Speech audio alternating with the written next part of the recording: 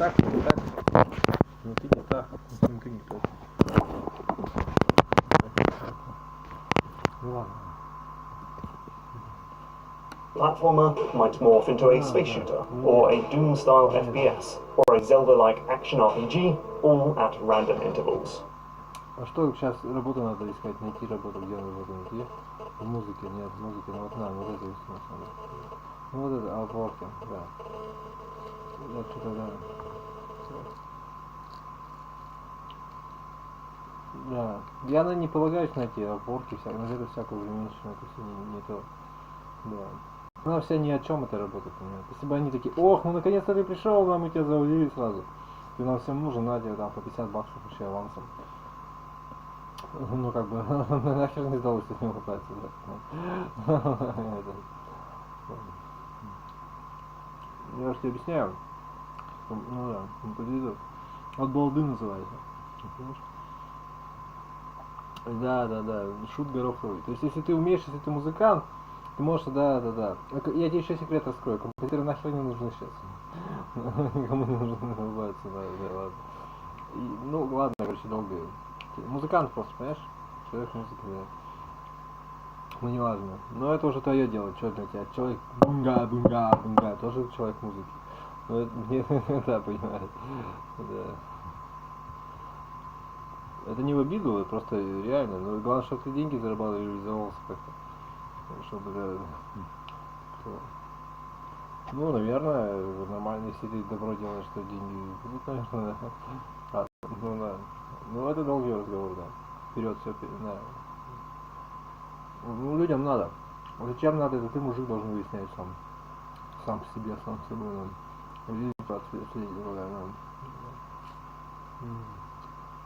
Так это ли не кайф, это ли не прикольно, да. What's really clever is... Вот как Моцарт, он там писал, потом оп, такой начал какую-то фигню гнать, и не такие. И мода уже пошла, и не такие, ну нахер. Да, понимает, да. Надо было работать с собой лучше, да. Ну, там уже не до этого было. That the level design and enemy placements don't change between genre shifts. This makes the change between genre way easier to handle than you might expect, especially right now it's a single screen proof of concept with just a handful of genre types, but I can totally see something bigger with a bit more time. Another surprisingly prevalent idea in the Jam was the involuntary shooter pattern. Games where you endlessly fire out a column of death or a barrage of bullets, and so have to carefully position yourself in a way as to avoid collateral damage. Take Laser Guy from Laser Team. You play as an alien in the midst of an allergic reaction that causes him to shoot a deadly laser beam out of his face. And so you'll need to carefully navigate your way to the infirmary without frying your co-workers in the process. So what looks like a manic twin-stick blaster is actually a careful puzzle game. It's about working with the level design and the predictable patterns of the other characters to get around without causing damage. In fact, there's an almost stealth-like feel to the game, only in reverse. You're the one with the vision code, after all. There's one really clever addition to the formula that puts Laser Guy above the crowd: destructible objects. While war...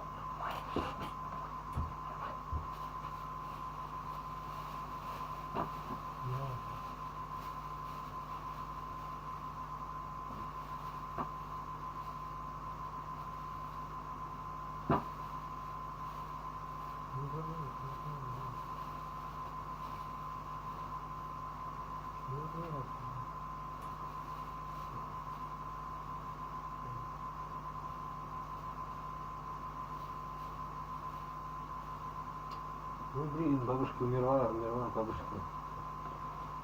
Вот это все. Понимаешь, все вообще. Такой вообще, блин, а для чего? Вот именно так, для чего? Walls will always stop your laser beam, cabinets and desks will burn away after a couple seconds, and metal stuff lasts longer than wood. Clever stuff all round. Next up, you are now possessed by Lonebot, which, judging by the scores, won over pretty much everybody who played it. So the game is a turn-based puzzle game about getting to the musical instrument in each level. But, as the name might suggest, you're not in complete control over your movements. The bar at the bottom of the screen shows you when you get to move yourself and when the game will make movements for you. This means you need to think very carefully about your next move and think ahead several steps to where those automated movements will lead you, hopefully not off the side of the level.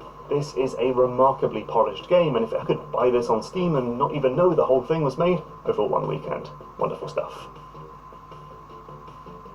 Edna, Out of Sight, Out of Control, is a game by KK's and Varun Ramesh, and it has a great idea which is explored to a pretty striking extent for a 48-hour jam game.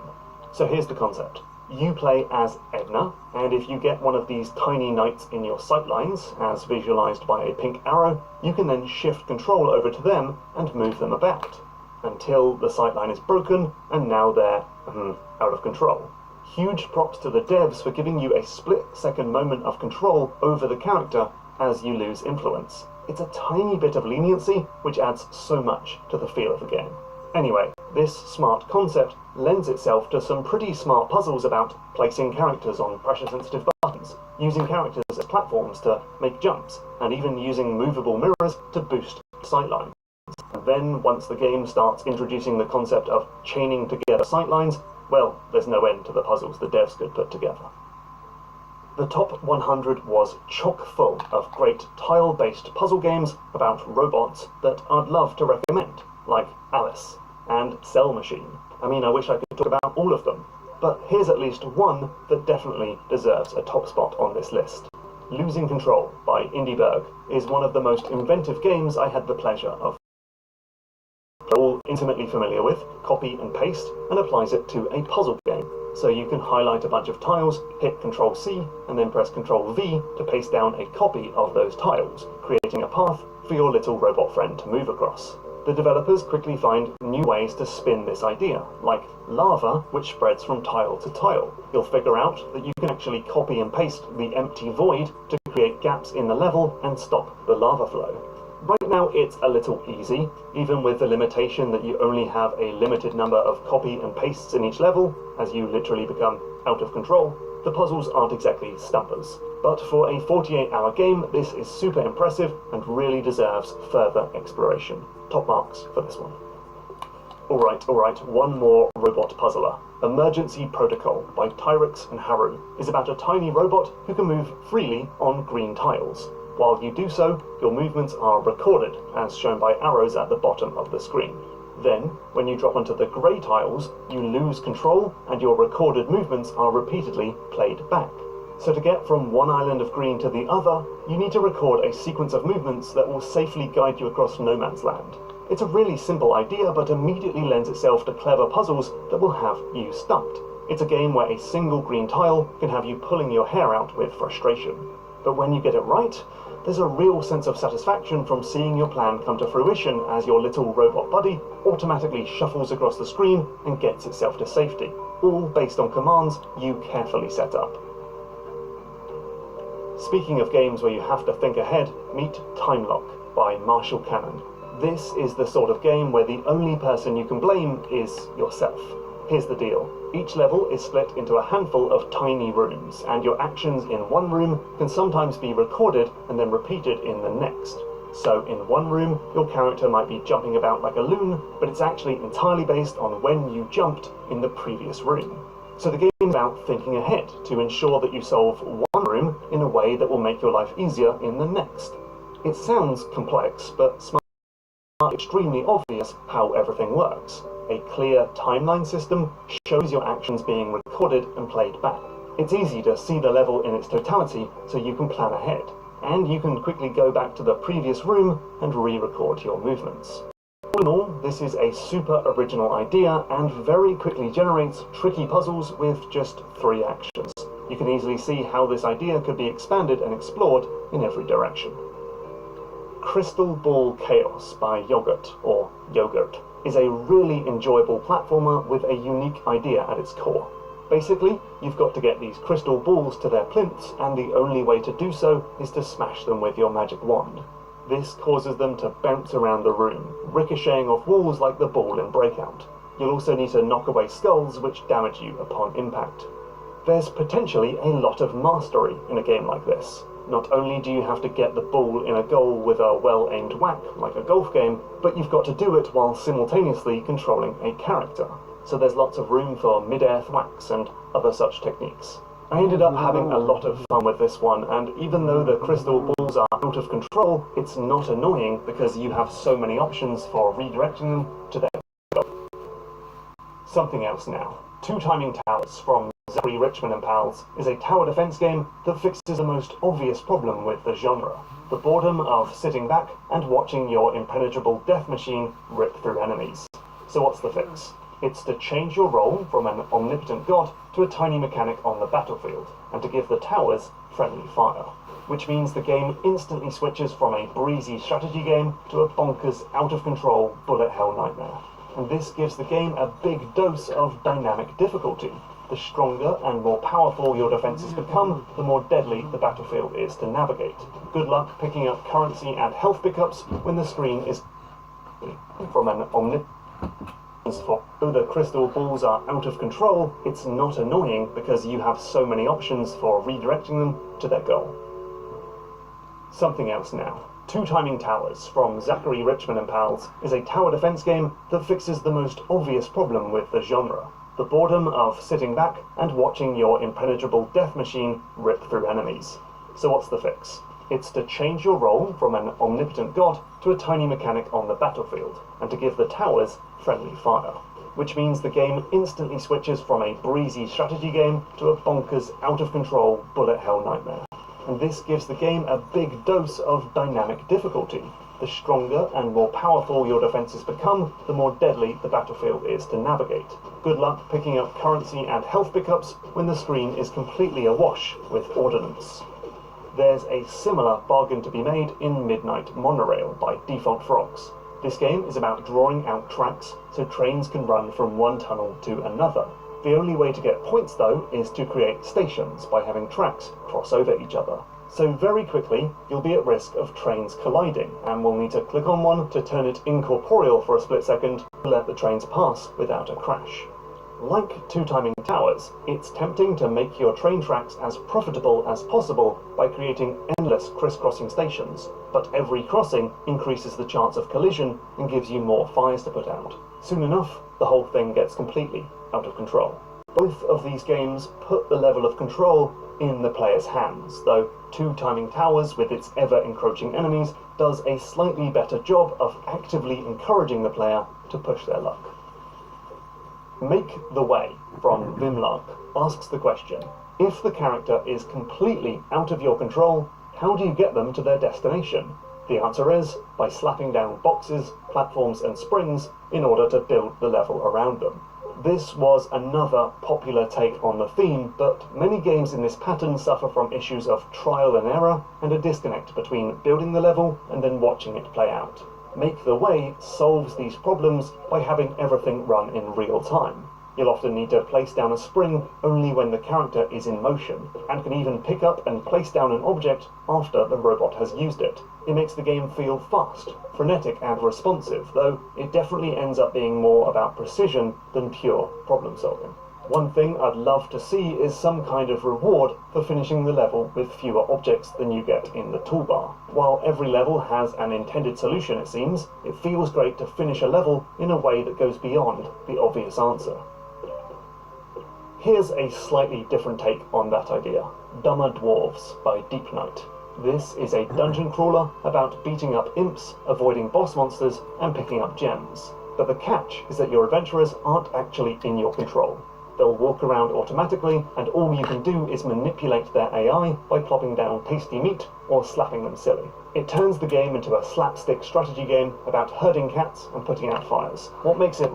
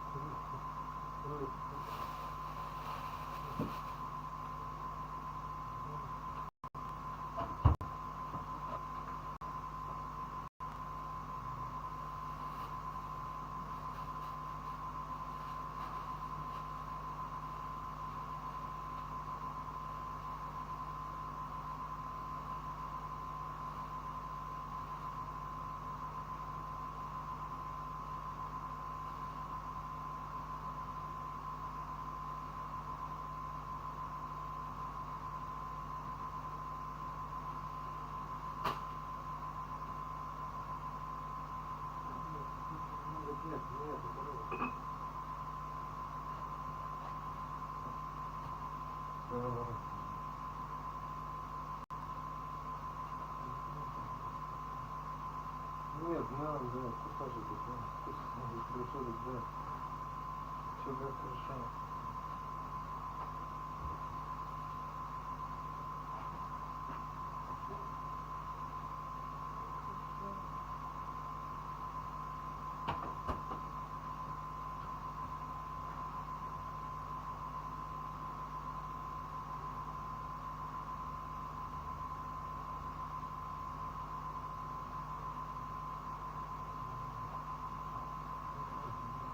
Зачем? Это не надо писать такое.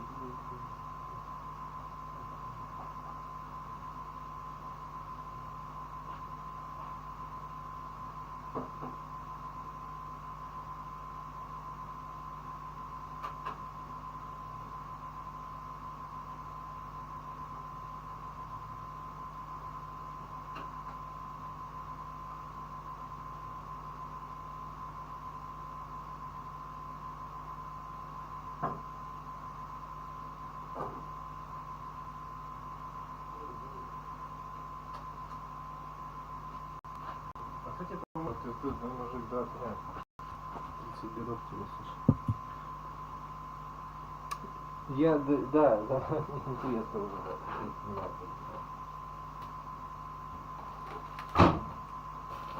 А что будет, если так вот? Мы сделаем заботу. Блин, у меня мудацкая судьба, ты не понимаешь. Ну ладно, что жалуешься? Это много хуже может быть. Кто-то скажет, что наоборот, что у тебя вообще все гениально.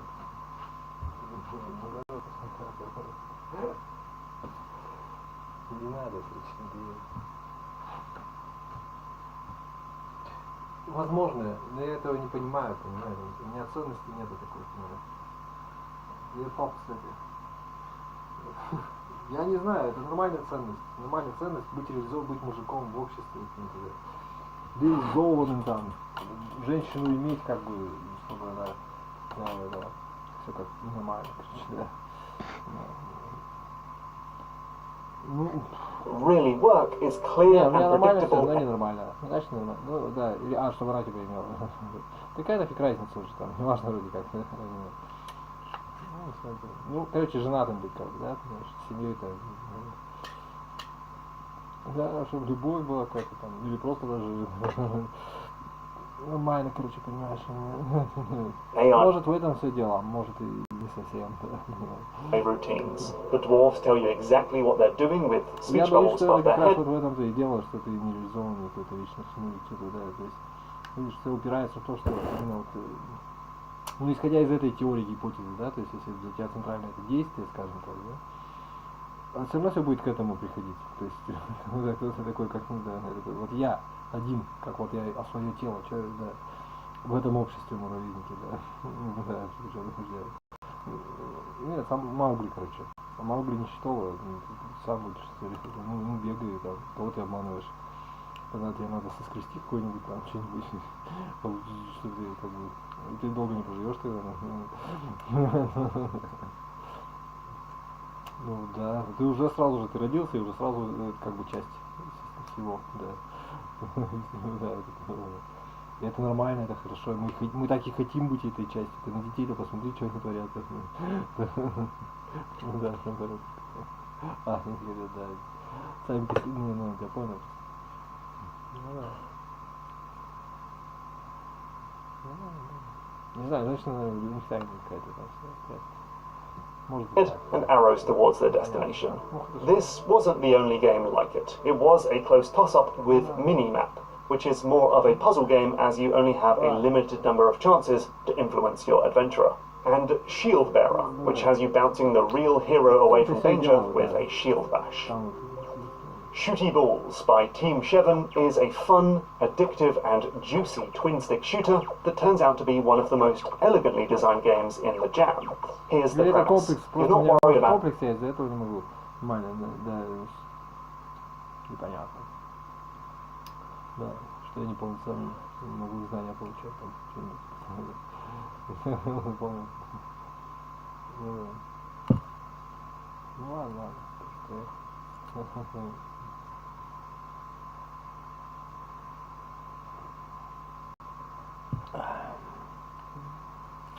ну At your own health, you're worried about protecting the green ball that slowed the premise. The Spy Team 7 is a fun, addictive and juicy twin-stick shooter that turns out to be one of the most elegantly designed games in the Jam. Here's the premise. You're not worried about your own health, you're worried about protecting the green ball that slowly bounces around the screen, protecting it from yourself. That is, because the only way to break it is to shoot it. But you can't just spend your entire time trying not to hit the ball, because the game has a control gauge that's always ticking down, and when it hits 0, this happens.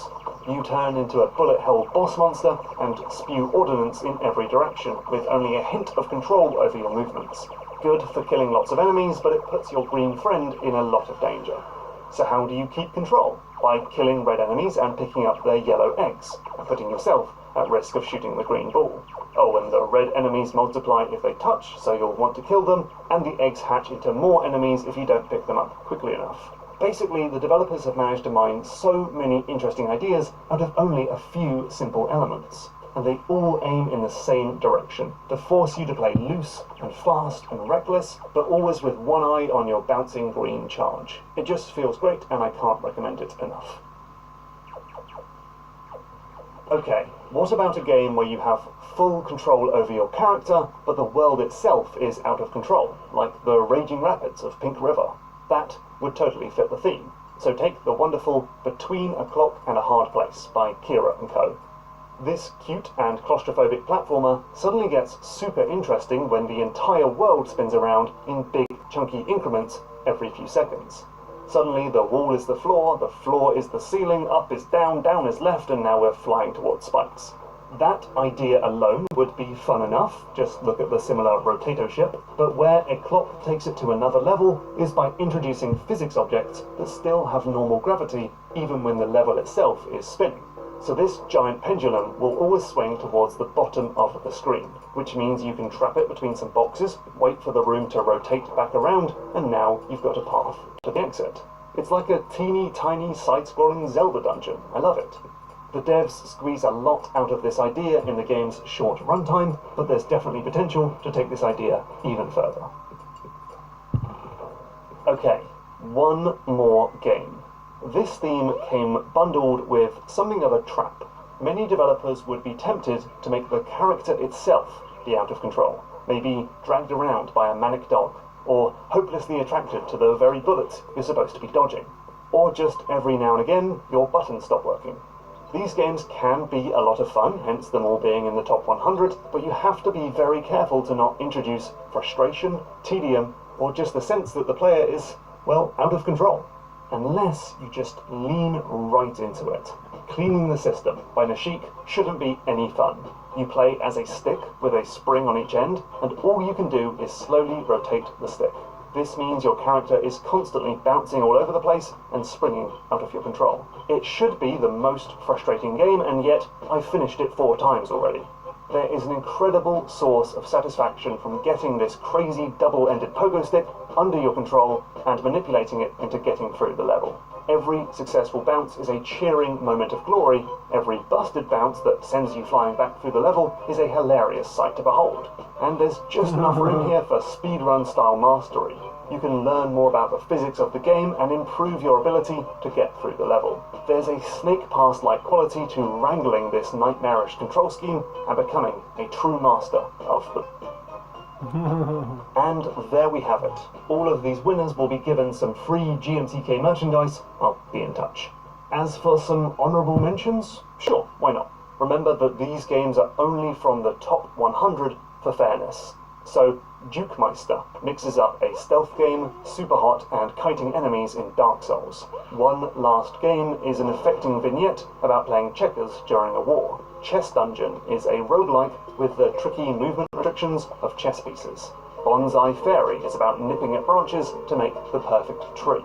Press Control is a mind-bending meta-adventure. Pongen has you simultaneously playing a dungeon crawler and Pong. Don't Heroes is a Paper Mario-inspired RPG where your heroes have a suggestion and all you can say is, don't. and Inefficient Delivery Man is a funny game about delivering boxes in the most roundabout way possible. You can browse all 5,000 games over on itch.io, and you can now also see the rankings for all the games. Thank you so much to everyone who took part in the jam, or chatted with us on Discord, or watched my streams where I got increasingly manic as the hours ticked past. Bob, I'm not even doing anything. Bob, stop. Bob, no. Bob, no. Bob.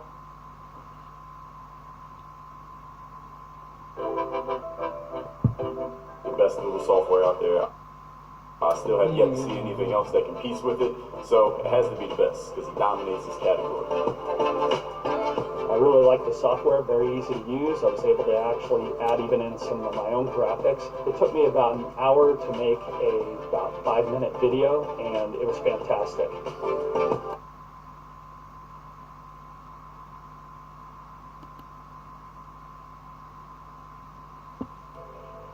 Hey there, how's it going? If you look at the games I make, you can probably see that I really like pixel art. The NES, SNES, and the Game Boy were the systems that I had during my core gaming experiences growing up. So I guess it makes sense that now that I make games, I tend to make 2D sprite-based pixel art games, because to me, when I think of what a game is, I go to the platformers from the early 90s, things like Mario 2, 3, World, as well as Mega Man and Mega Man X, and plenty more. Let me know in the comments what your core games were growing up that still pop up when someone says game. Also, the algorithm demands that I let you know. While you're at it, you should click the subscribe button and ring the bell. So all of that was a really roundabout way of saying that I've seen a lot of people making some pretty cool pixel art stuff lately, and I want to try it too. I don't normally make pixel art as art, and what I mean by that is I don't usually make art to share. I'm usually always making sprites with some sort of purpose to go into a large project. I really kept bringing this up while I was on my stream lately, so I decided I'd finally give it a try and actually see if I could make some art for the sake of making art that looked cool. It's so weird, everything's been interactive for so long, the thought of making something to just look at it seems a little weird. I also get a good amount of questions from people asking how I make pixel art or how I approach making pixel art, so hopefully this can be helpful to other people by seeing my progress. Okay, so I know I want to make something, but now the really hard part, trying to figure out what to actually make. I'm really bad at this. If you give me a blank canvas, I will sit and stare at it for hours without knowing what to make. But I do really like restrictions and challenges, so I figured I would give myself one that I knew I wouldn't really like, but I think would be fun to explore. So I'm tasking myself with one of my least favorite color palettes, the 4-color Game Boy Color palette. If you do like the Game Boy Color palette, please take this as my subjective opinion. I just really don't like it. And this is coming from someone who played a ton of Game Boy growing up. I had the original, the clear purple, the pocket, the color, but I have no nostalgia left for that green screen, unfortunately. But from an art perspective, just working in the shades of green presents a pretty fun challenge. Only having 4 colors max requires you to think a bit differently about making sure that everything is readable on your screen. So since I'm doing the Game Boy Color on a Game Boy size screen, I thought it might be fun to see what my game Monkeys with Guns could have looked like had it been made on the Game Boy. So that's my challenge set. Как выучить язык за несколько месяцев? Очень просто. Выделяем время, начинаем учить язык, берем самую быструю систему из существующих по изучению, а для этого в языке есть большое количество разных задач. Отсюда мы под каждую задачу берем свой инструмент.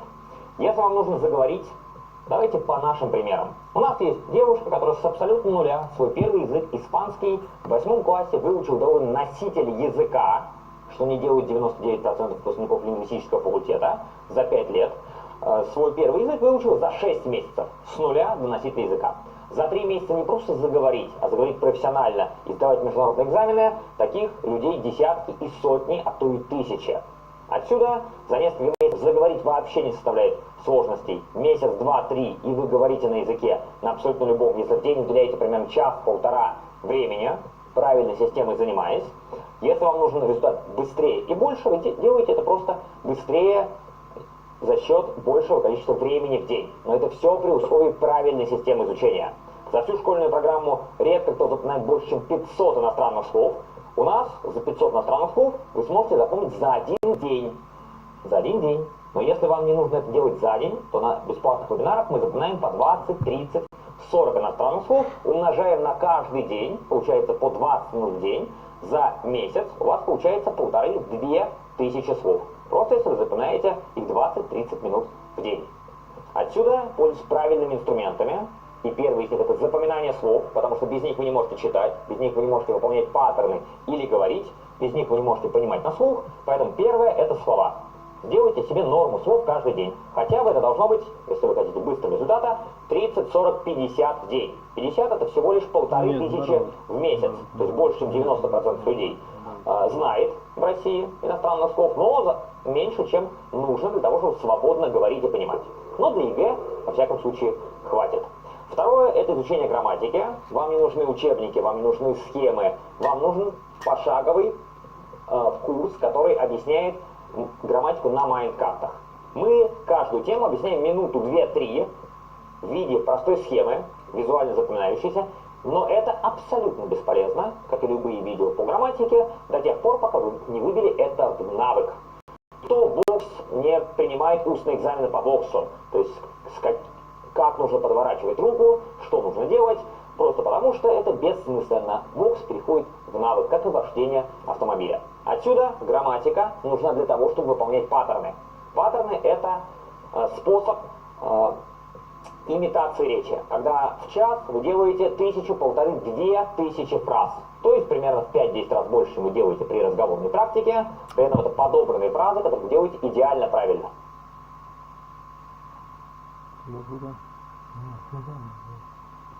Let's see how it goes. I opened up Sprite and loaded in the built-in Game Boy Color palette and set a canvas size of 160 pixels wide by 144 pixels tall. Knowing where to start is always difficult. Here, I began by blocking in the spikes to see how much area I will actually have to play with once they're in. After roughing in the spikes, I went to make the blocks do the level layout, but I quickly realized I didn't know what size I was going to need. Figuring out the monkey's size and look was probably more important. Luckily, I've been making these monkeys for a good while now, and I'm pretty accustomed to translating their shape and size down to something a little bit smaller. Here they end up being about half the size of the original. Adding the guns to the monkeys ended up being a bit tricky because it was just kind of looking like a big dark blob right in the middle of them. After trying a couple of different approaches, it made more sense to just give the monkeys larger guns and not give them the pistol. That way the silhouette of the guns would be more easily readable to the viewer. With the monkeys made, it's time to take a look at the blocks again. Now I have a better understanding of what size they should be in relation. I have made them fairly simple to not be too distracting, and I did definitely think that I was making them look more like the destructible blocks from the underwater section of Super Mario Land, but it turns out when I went to look I was way off. It's the thought that counts. Now to give the spikes a bit more definition. I gave them an outline to help them pop and stand out from the background, as well as some rivet-looking shapes along the sides, not just have a giant solid-colored bar. Threw some highlights on the high spots to give even more separation, and we're pretty much good. I don't often use the mirror drawing tool in Sprite, but it came in really handy, making it so that I only had to make one side of the spikes. Okay, so now we have the basic components of the scene. It's time to lay out the level. To add a little more interest, I wanted to make the spikes breaking at least one block like they do in the game. So I made some block chunks and smoke to make it feel like it just broke.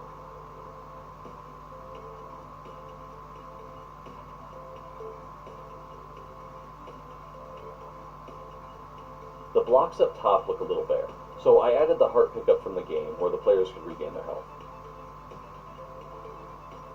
With that in, I now have a large hole in the upper right portion of the composition. Luckily, another key feature of Monkeys with Guns is the fallen gun crates. The crate and the parachute weren't too bad to put together, but they were a little finicky to just get looking right. And the parachute gave me a headache for a little bit. But after tweaking and adjusting, I think it looks pretty good. This is a good example of how when people ask me how to make good pixel art, I usually just say to just keep messing with it until it looks right. Since I'm trying to make a game scene, the players need their UI with a life bar. Funnily enough, I changed the life bar to look more like it did in the early prototypes I had of Monkeys with Guns, where it's a pellet-style system as opposed to a continuous bar. I just feel that at this size, it's more easily readable to see the health bar when it's broken up into segments. To add some more interest and action to the scene, I made the right monkey shooting, and I spent way too long trying to make that smoke look good. And the last main element to add is the timer that sits at the top of the screen. I consider it one of the most important parts of the game, because when it hits 0, that means the spikes are showing up. Funnily enough, you wouldn't think that a 0 would be so finicky, but it took a bit to get this one to look right. I'm not sure why. And then last but not least is the background. My apologies for the jump. I paused the recording to do some family stuff, and I didn't restart it right away when I sat back down. You only miss me hiding the layers and making this brick grid, which is fairly standard. To not have the background be too stiff, I softened up all of the corners of the bricks, and I added in a dithering effect to the top of them to just give them a little bit more definition and depth without having to add any more colors. And this part ended up being long, tedious, and boring, so we'll skip to the end. With the dithering, it all looks a bit too uniform, so I go through and I start erasing parts of it and adding in some cracks to just break up the sameness. I added another projectile coming from the other monkey as well, because it would only make sense that if the other one's firing, this one probably should be too.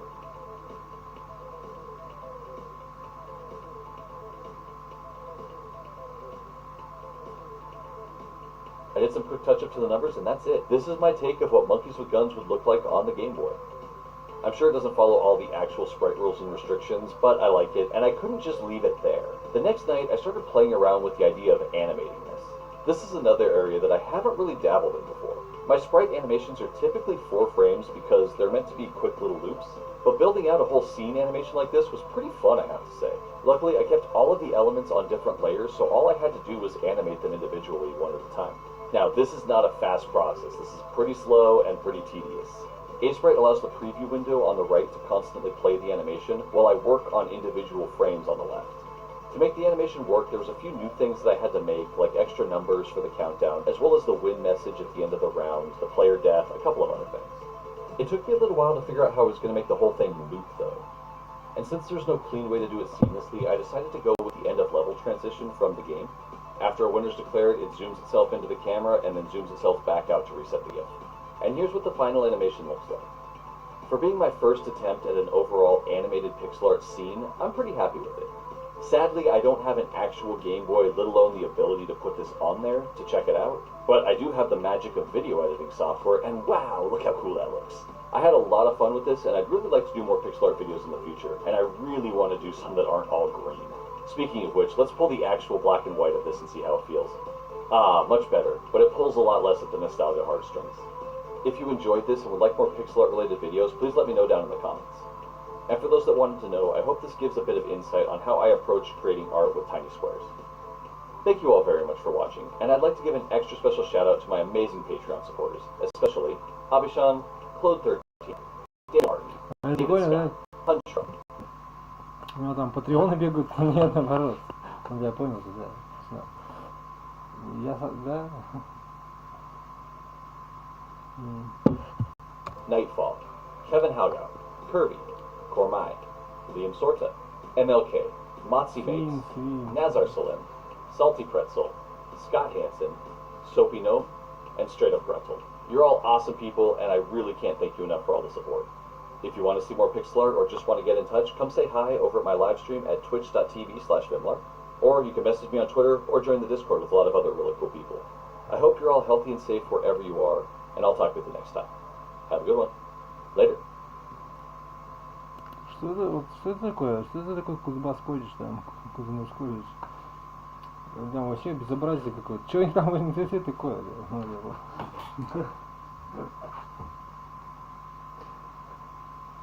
Иди туда учиться. Нет, не надо учиться.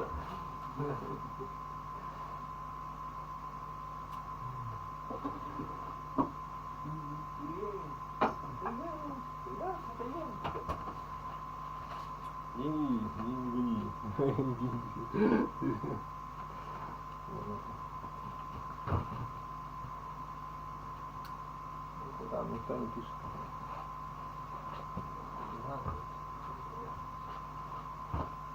Нет, он даже хвостика.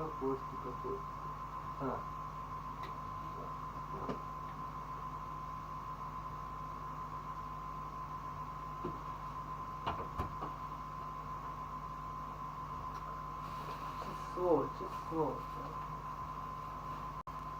Хочу нормально, значит, нет, немножко.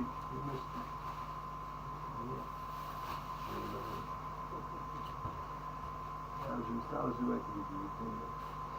Это все. Зубы крошатся в них, чем я видел.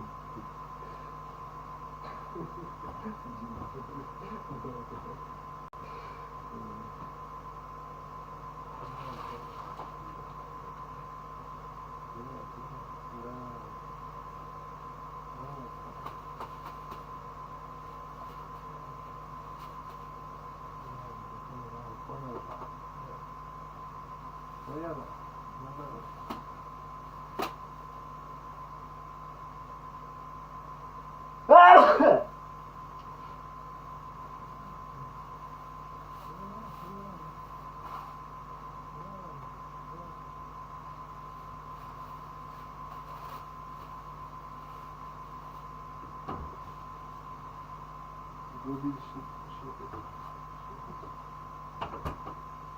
так.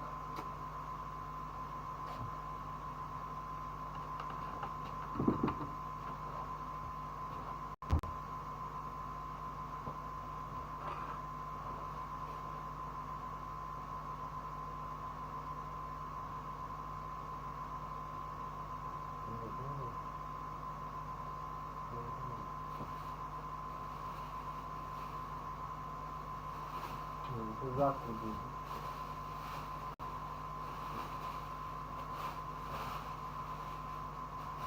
Очень съедобная штучка. Ладно.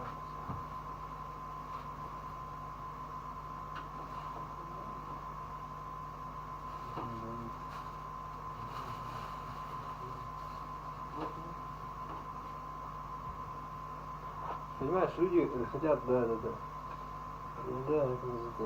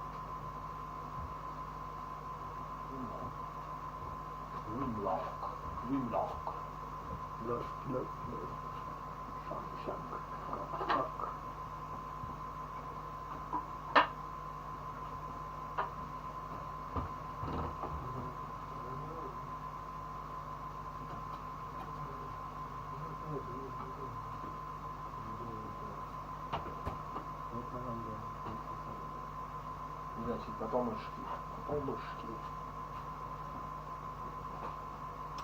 А, вот эту штучку я тоже хотел. Это уже опоздал.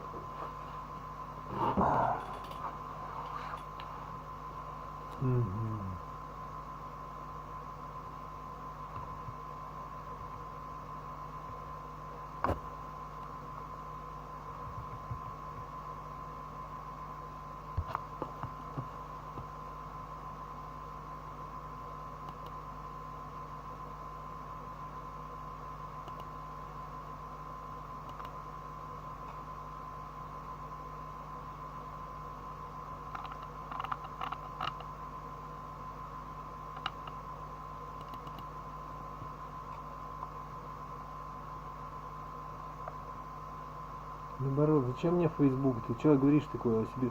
Он себе так хочет сделать, да. Меня не касается, не надо. Да. Нет.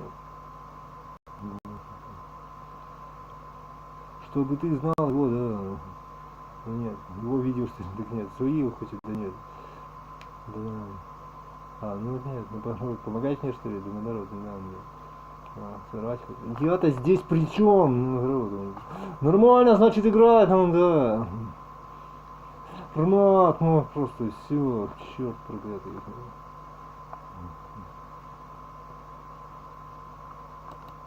Вот нет. Ну да.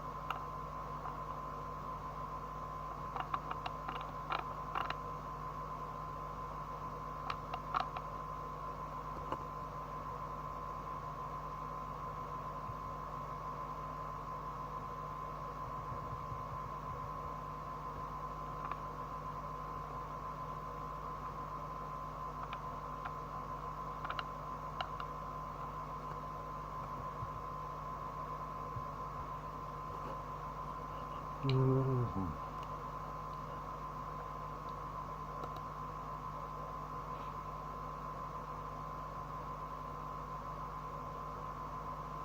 наоборот, ну нет, наоборот, ну надо, да, это и все самое. Да нет, не надо. Что такое, зачем это надо?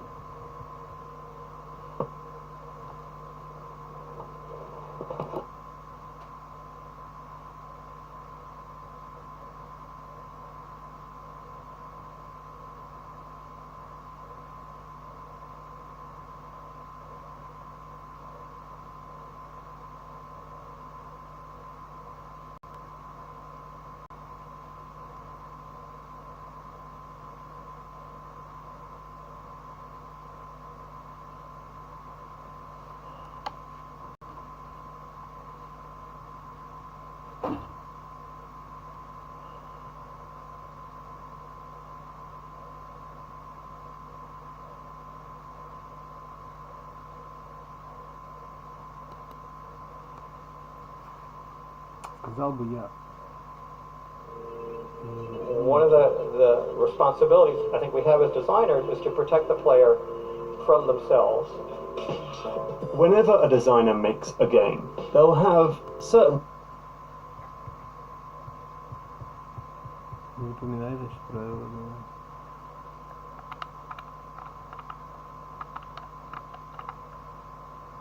Солнечные.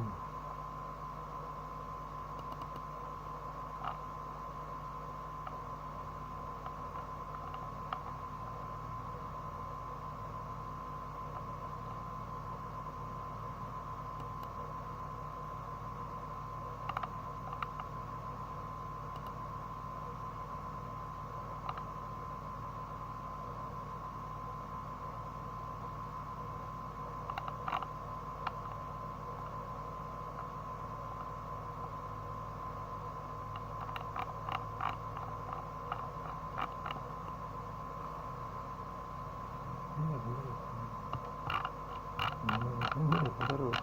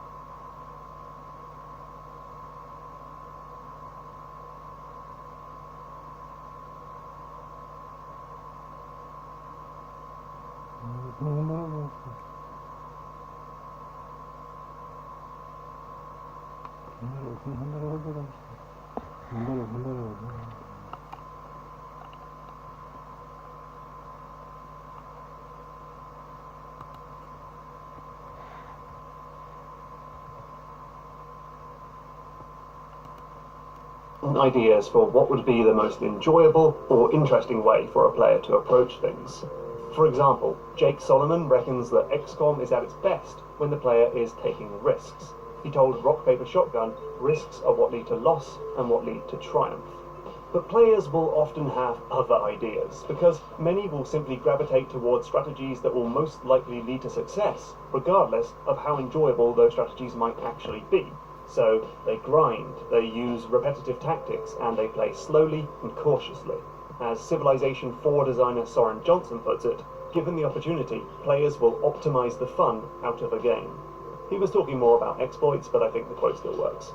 And this is kind of what happened in XCOM. Players rarely took risks because why would you? Instead, they found much more success when they moved slowly, played cautiously, and overused the Overwatch ability, meaning they often ended up playing each mission in largely the same risk-averse way. But the awesome thing about design is that the game's developers can tweak things to make sure players approach the game in the way they think would be most interesting. The question is, what's the best way to do this?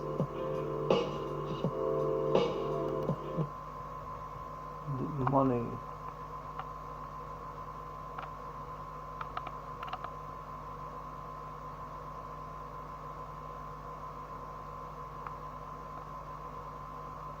Деньжищи вообще.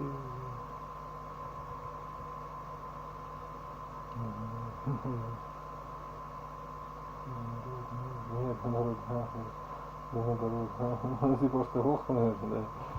Почему не знаю, понимаю.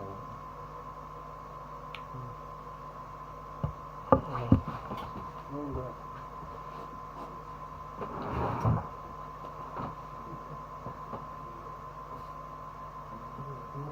Ничего будет, деньги.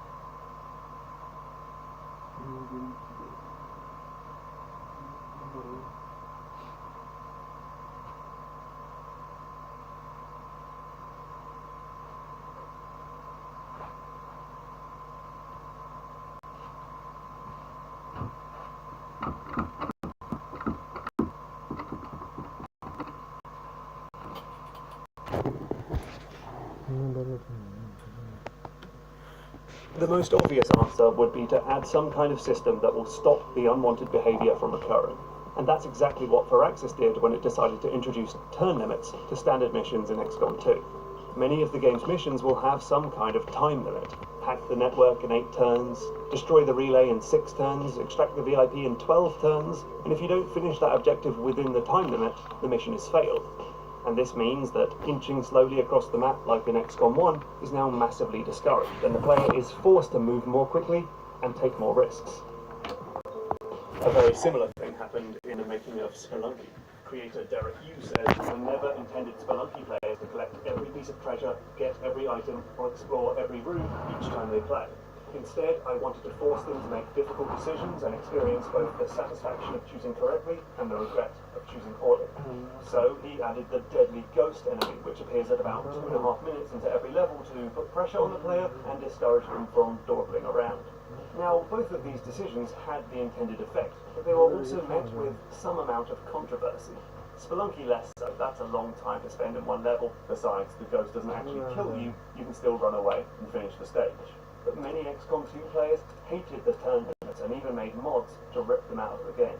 "I didn't expect people to have such a strong reaction to the timers," says Solomon, and turn limits were greatly reduced in the game's expansion, War of the Chosen. So, what went wrong? Well, there's a bunch of things. Many people simply just enjoyed playing cautiously in the first game and expected to do so in the sequel. And Solomon suggests that maybe there's a clumsy thematic wrapper on the turn timer. But one thing is clear, some players will always react negatively to punishment. And in XCOM 2, the fact that refusing to speed up and take risks will see you fail the mission at hand means that these players felt that the game was punishing them for playing in a certain way. And there's a famous story about World of Warcraft, which I've never played, so excuse me if I screw this up. But in the story, Blizzard didn't want people to play the game for too long. So they introduced a system in the beta where the longer you played, the fewer experience points you'd get for killing monsters and whatnot. But players hated it. They hated seeing the numbers go down. It felt like a punishment for playing the game. So Blizzard did something pretty clever. They flipped the system on its head. Now, players can build up a rest bonus playing the game, and then get an experience point boost when they next log in. It's essentially the same numbers, says Blizzard, but making it a reward rather than a penalty made it much more agreeable to fans. So it's often better to encourage the behaviour you want than discourage the behaviour you don't. Instead of punishing a player who is too slow, reward a player who finishes the level quickly. And there are loads of good ways to encourage player behaviour. It starts with the fundamental moment-to-moment gameplay, where designers can tweak the game's most basic mechanics to push players towards a certain style of play. Take the latest Doom, where the designers wanted to promote an aggressive sort of push-forward combat. One way its software achieved this was through the glory kill mechanic, which provided plenty of compelling reasons to close in on your foes instead of running away and firing from a safe distance. This move instantly kills an enemy, it doesn't use any ammunition, and it showers the player with useful health pickups. And so, despite years of FPS games training players to run away and hide behind cover, in Doom, players spend much of the game racing head first, to likewise, Bloodborne encouraged players to be more aggressive than they were in Dark Souls by adding the rally mechanic, which lets you recover health if you struggle. Хочешь там? Ну это так. Не, просто проявление агрессии животного мира, в принципе. Из наших частей мы же тоже живут. Ну, помнишь, что не помнишь, что еще?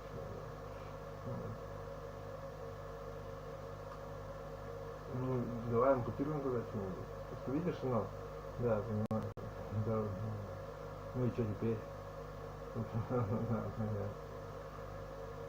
У них выхода нет, поэтому, да и ты не захочешь такую жизнь поганую жить. Ты хочешь как таракан, который слепой и ничего не видит, блин. Нет, если вот ты понимаешь, если, ну ты понял меня, тут популяция сумасшедшая просто. Ты понимаешь? Ну это моя гипотеза просто, да? Смотри, таракан, ему чтобы выжить надо, ему 89-е чувство, чтобы ему выжить. И то как бы единицы выживают, понимаешь? Ну они, да. Ты понял меня, да? Да. Просто мы немножко не в адеквате, немножко слишком спокойные. За себя только, потому что ты же, да, за себя просто все, да. Да. Ты вершина этого мира, тебе никто указывать ничего не будет. Все это сделал себе, холодильник поставил, все. Деньги от Путина получаешь безработные, и все, и живешь. Никто не понимает. Да. Ну, понял я. А оказывается, ты как бы, да. А ты хочешь лучше, оказывается, страдаешь, оказывается, да. Да, понял, да. Да. Ну, болезнь, что ладно. Понял, короче, голос внутри тебя, жизни, да, да, да. Strike an enemy within a few seconds. Голос добра внутри damage. тебя. Players are less likely to back off and wait for an opening if they have a chance to win back some health with a quick, aggressive attack. Other examples of this sort of immediate encouragement might include the burnout games, where you gather much needed boost by doing all sorts of fun things, like driving close to other cars and racing into oncoming traffic. You've got to drive dangerously to win. And Hyperlight Drifter, where the only way to recharge your gun is to slash bad guys with your sword, encouraging you to get up close and personal with enemies. Encouragement can also be baked into more abstract, overarching systems like scores. In most character action games, you can finish the stage even if you're pretty sloppy and rely on the same few tactics for the whole game, but you'll end up with a crappy grade at the end of the level. To get a better grade, you need to play in the way that the designers intended. So for a game like Devil May Cry, which is all about being stylish, you'll get better grades plus some handy items if you use varied and more difficult attacks and use your guns to keep the combo ticking along. Likewise, Tony Hawk's makes you connect up different tricks to keep your combo going and will give fewer points each time you repeat a move. In all of these games, the only way to get a high score is to play in the most stylish and interesting way possible and to use the full extent of the game's mechanics. Rewards like experience points and achievements can also be used for this purpose because the designer gets to choose exactly what sort of activities or challenges the player must do to earn those points and can tailor this to reward players for taking actions that fit the game's intended experience. Oh, son of a mother. Tech is wild. This cocky leash is grading my performance. Now, this is not to say that games should never discourage, punish, or penalise people. This will always have a place in games. But for those games that do focus on negative enforcement, they should be wary of pushing the slider from discouraging a playstyle to practically forcing you not to use it. Not to beat a dead horse, but playing fast in XCOM 2's timed missions is not just the best way to play, but basically the only way to play. because forcing a very specific playstyle is difficult to pull off. I'm sure we've all played stealth games where getting spotted by enemies leads to instant failure. And sure, this makes you play in a stealthy, ninja-like manner. It doesn't allow you to just Rambo your way through the game with superior firepower. But it's also annoying, and it gets rid of exciting moments like where you get spotted but manage to escape and go back into hiding. So the goal is not necessarily to shut down tactics that can lead to uninteresting playstyles. For example, if players are spending too much time hiding safely cover in a shooter when you'd prefer them to run around the battlefield, you don't have to remove cover entirely. It's more often about keeping this stuff as a valid tactic for certain situations, but tweaking them so the player will not abuse or completely rely on them. So you can discourage players from abusing cover by having enemies throwing grenades or having cover break over time. Or you could encourage players to stay out of cover by giving them points for fighting out in the open. And to go back to the stealth example, there are better ways to encourage stealthy play than just insta-failing players who get spotted. You could discourage direct attacks by making the player very weak. In the Arkham games, Batman is useless against enemies with guns, so punching the crap out of guards during the stealth bits is a bad tactic, but you can stay alive long enough to grapple hook your way back to safety. Or you could encourage stealth by using the scoring systems mentioned earlier. In Hitman, the only way to get a high score or finish many of the challenges like Silent Assassin is to play in the most sneaky way possible. Never get seen, hide the bodies, delete the camera recordings, and so on. Or one less obvious way to tackle it is to make players more aware that direct attacks are not the focus of the game. With Mark of the Ninja, lead designer Nels Anderson said that the game originally had an in-depth combat system with different stances and parries and whatnot. But this level of depth signaled to the player that direct combat was way more important than it actually was. By reducing the combat to something much more simple, players now understood that direct attacks were not the point. Anderson explained this on the podcast Designer Notes. So people would try to sneak, they would fail, and then they just Rambo through the rest of the level. It's like, okay, well, we just need to just pare this down, get rid of as much of it as possible, make it really simple. And once we just kept paring it down to the amount of presence it had in the design was about proportional to how important we thought it should be. That's when it sat about right. So designers should know how they want players to approach their game. Perhaps stylishly, or stealthily, or while taking risks, or using the full extent of the mechanics, or just feeling like a demon-murdering machine. Whatever they think is most fun, or interesting, or thematically relevant. But if a player from microscopic targets like get health or defeat an enemy, to longer-term goals like reach the end of the level or earn a new skill point, if players can reach those goals more easily through ways that don't match that intention, and are actually pretty boring, then the game might have a problem. Locking off that easier route is certainly one way of going about it, but forcing players to meet your vision and punishing them for playing otherwise is fraught with difficulty. And so, while I personally understand and even appreciate XCOM 2's turn timers in the broad strokes, I'm not surprised that they were met with controversy. So it's often better to encourage and incentivize a player to see the game in the best possible light, to allow for other playstyles, but give rewards, high scores, easy kills, and handy resources when the player is meeting that intended experience.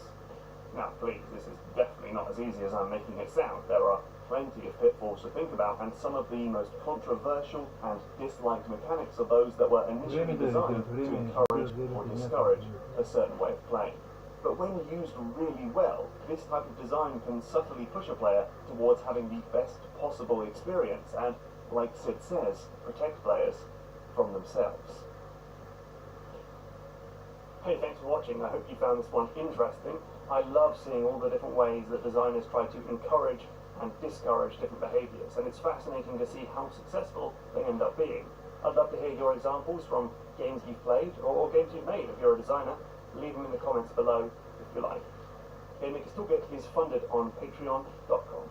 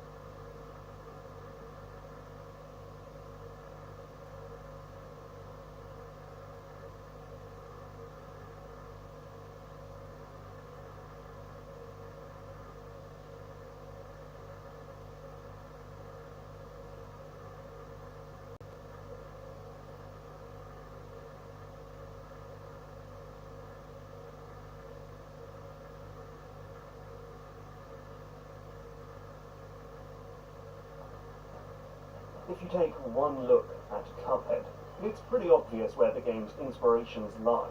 This game pays homage to cartoons from the 1930s, like old Disney films and Betty Boop cartoons, stuff made by Max Fleischer and Ub Iwerks.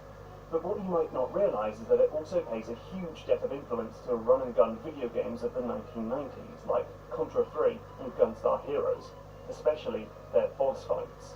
These games made use of the Super FX chip on the SNES and all sorts of technical wizardry on the Mega Drive to make mind-blowing bosses that filled every inch of the screen and warped and rotated and looked practically 3D at times. I mean, check out this ridiculous boss battle against the Mad Hatter Robin. This one from Gunstar Heroes, where you switch between the floor and the ceiling to fight a giant robot that will randomly transform into one of 7 different designs. These old boss fights were essentially the template for Cuphead, which has massive great villains that are really the stars of the game. Look at this guy. Check out this moon. That frog just turned into a slot machine. What? But these bosses don't just look cool. Like their 16-bit predecessors, they're also fiercely difficult to overcome because of their tricky and varied attacks. And that's what I want to explore in this video. So let's just ignore everything else and look at how Cuphead's bosses try to kill you.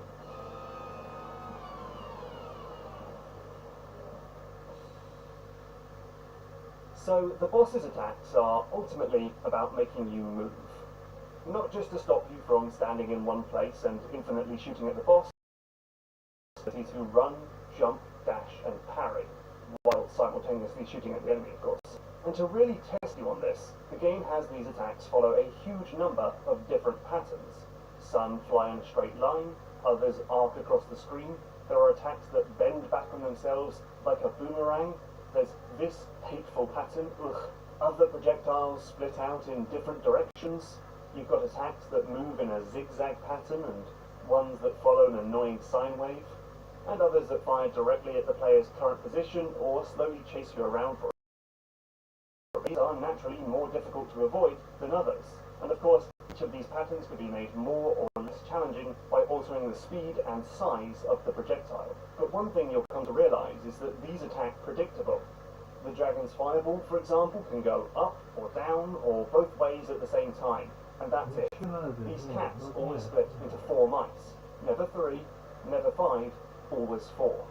And this means that a big part of a boss battle is just learning about the boss, figuring out and then memorising its patterns. And these mini self-taught epiphanies stack up to the point where you can now predict and outsmart the boss at every turn, which feels pretty good after having taken quite a beating. Of course, it's not actually that easy. You know that the cat will split into 4 mice, but you don't know exactly when or where it will do so, and you don't know if the dragon will do a fireball next or a psychic ray attack.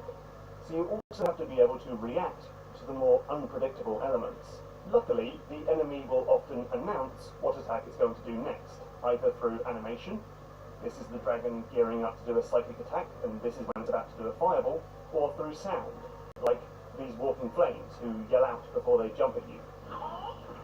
Sometimes it's even done through text. This is called telegraphing, and the duration of an enemy's telegraphing will affect the difficulty of the fight. You'll generally notice that massive, difficult-to-avoid attacks will have big, obvious build-ups, while easier attacks don't need to be announced for as long. Unfortunately, not every attack in Cuphead is telegraphed in such a fashion where you can react to it on your first go. This screen-sized laser is announced via this animation, but pretty much every player is going to get hit the first time they see it. This is one part of why Cuphead feels so difficult, especially because you have a tiny number of hit points and can't recover any of them during the fight. So in Cuphead, death is made part of the learning process. Hey, at least you'll know what that animation means next time you play. Anyway, one big way that the game ramps up the difficulty in later chapters is to layer on multiple patterns. When fighting this puppet, you'll need to avoid these bullets and these bullets at the same time. And when fighting the mermaid, you might have to dodge an electric eel and a column of sea urchins at once. It's all about taking an otherwise simple attack pattern and just giving you other things to think about. A fan that pushes Cuphead left, or a water jet that pushes Cuphead up, moving platforms and falling treasure chests. So fighting this clown is pretty easy, just look at the colour of its horse to know what's coming, but you also have to deal with this roller coaster that moves along the screen every few seconds. Thankfully, that's also telegraphed. Finally, the boss battles go through different phases. So when fighting the Frog Brothers, Ribby and Croak, you start by shooting flies and dodging punches. After you deal enough damage, the setup changes and now it's all about bouncing balls and a desk fan. And after that, the frogs transform into a slot machine with 3 different dodging mini-games. This keeps the boss going longer without it just being tedious or repetitive. Just giving the boss 1,000,000 health points is rarely that fun. It also means that you can learn which phases use which patterns and that you feel small moments of satisfaction throughout the battle and not just at the end. It also adds an element of surprise that keeps you guessing, and it dramatically ups the stakes. You don't want to lose because you'll have to start right back from the very first phase. So let's see all of this put together in one boss battle. This is Baroness von Bonbon, and she's the boss of the stage Sugarland Shimmy. Now you don't actually fight her until the very end, because the first 3 phases see you going up against 3 different sub-bosses.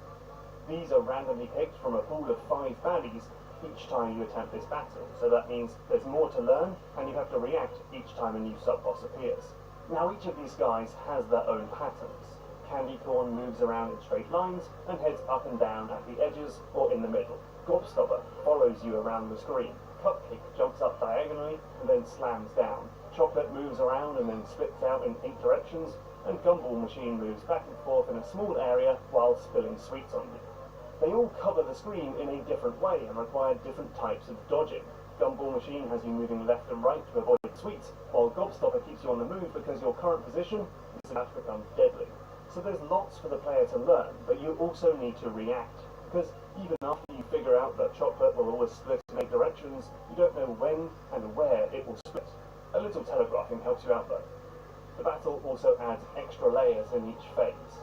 The first fight is a straight-up battle against the sub-boss, but the second fight will add these tiny jelly bean soldiers who walk across the bottom of the screen. And the third fight has a sub-boss and those soldiers, and Von Bonbon will pop out and shoot a shotgun full of candy floss. What you learned was a safe zone is now right in the firing line, so you'll have to make new plans quickly and skillfully dodge through this combination of patterns.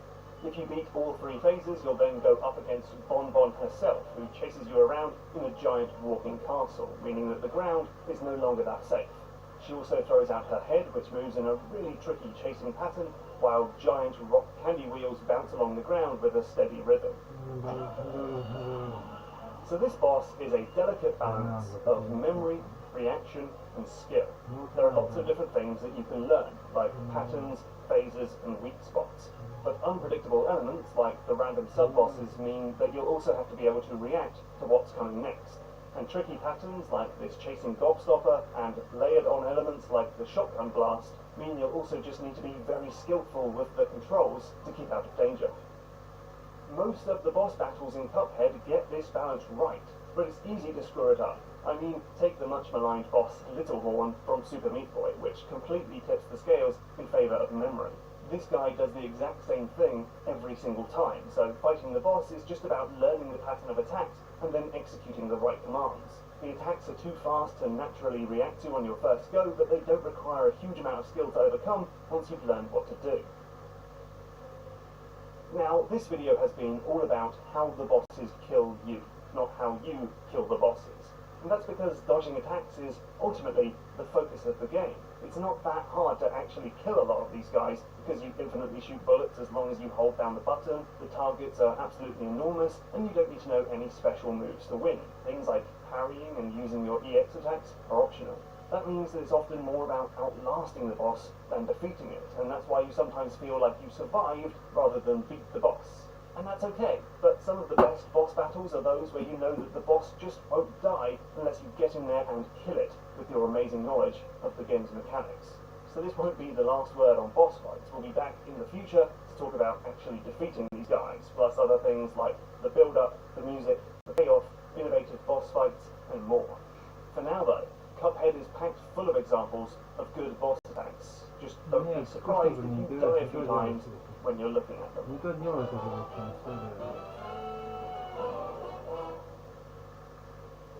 Hey, thanks for watching. GMGK is funded on Patreon, and these are my top tier supporters.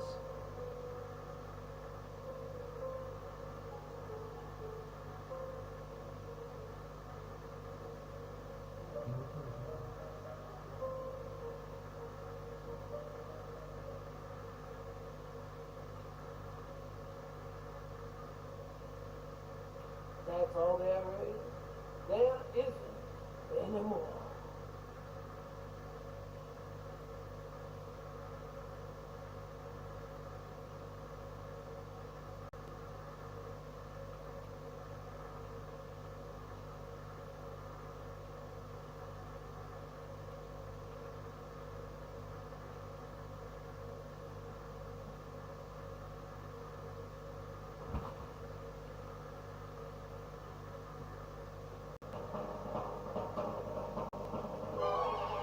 Video games are full of randomness. There are roguelikes with procedurally generated level layouts, role-playing games with random encounters, strategy games with unlucky misses, and games that play with cards, dice, roulette wheels, and random number generators, or RNG. It's all the same stuff, really. Situations and systems where the outcome is not fully determined by the developer or the player, but driven by the unpredictable whims of lady luck. But while randomness is responsible for some truly wonderful moments in gaming, it can also be a cruel mistress that leads to unfair outcomes and frustrating failures. RNGesus, who is the personification of luck in the gaming community, is cursed just as often as he's worshipped. So what gives? Why does this single game design tool lead to such radically different reactions? Do we just like luck when it lands in our favour and hate it when we lose? No, I don't think so. The truth is, some game designers actually split randomness into two distinctly different concepts, and recognizing these differences can be the secret to wrangling RNG and making luck more fun than frustrating. I'm Mark Brown, you're watching Game Maker's Toolkit, and this is the two types of random. Before we get to that though, I think we need to talk about why randomness is used in game design at all. For starters, randomness is used to provide variety. Well-made algorithms can pump out practically infinite setups, levels, characters, and problems. Sure, a procedurally generated level is almost never as good as a completely handcrafted one, but the clear advantage is diversity and quantity. You couldn't make a game like Shadow of Mordor with its unique cast of orc captains, or Minecraft with its infinitely large worlds, without a big dollop of randomness. Some games generate content once and then distribute that to all players. That's how every No Man's Sky player gets to explore the same set of 18 quintillion planets. Other games generate new content every time you play, which is how games in the roguelike genre work. That can be beneficial because by removing the ability to endlessly replay the same level and memorize every aspect of the stage, players are forced to master the underlying mechanics of the game itself, so they're ready for absolutely anything the algorithm might throw at them. Randomness is also a way to balance a multiplayer game. Basically, lucky rolls and unlucky draws can limit the importance of pure skill and give newer players a chance to get ahead. That's especially true when the randomness is weighted in favour of new players, such as in Mario Kart, where the random item boxes are way more generous to the players at the back of the pack than those in first place. This is usually only desirable when it's expected that players of vastly different skill levels will be playing together, otherwise the randomness can obscure who is actually the most skilled combatant. So that's why it appears more often in party games and board games for families and not esport level stuff. Randomness can also be used to make rewards in games more exciting. Grabbing an awesome new weapon from a dead body in a looter-shooter like Borderlands is way more exciting when you know there was only a small chance for that gun to drop. This can, of course, be taken to the extreme, creating a Skinner box trip that's designed to sap your time, or, more perniciously, your wallet. And finally, randomness can play a role in the player's formation of plans, which are strategies that take a number of steps to achieve. Making plans requires information, which is essentially the current state of the game's variables, like the enemy's location, health, and perhaps even their intention for what they'll do next turn. The more information we have, the better our plans can be. But too much information can actually be quite troublesome. For one, complete transparency can lead to players being able to calculate many possible moves into the future to figure out the optimum choice. A paralysis of analysis which can be super tedious, but you already know how players can optimize the fun out of the game. This can already happen on a single turn of Into the Breach, which is a tactics game that shows you the entire board and every enemy's plan for their upcoming turn. You can spend just staring at a static screen, figuring out the ramifications of every choice you might make. Plus, we can create airtight plans which rarely fail, like in Plants vs. Zombies, where we get to see the exact cast of upcoming monsters and can quite easily create the perfect defense. This can create flat and uneventful gameplay, as is often much better when plans get disrupted with surprising new information, forcing us to react, regroup, and replan. There's never been a good movie where the heroes come up with a scheme and it just perfectly works as intended. Drama is driven by the unexpected.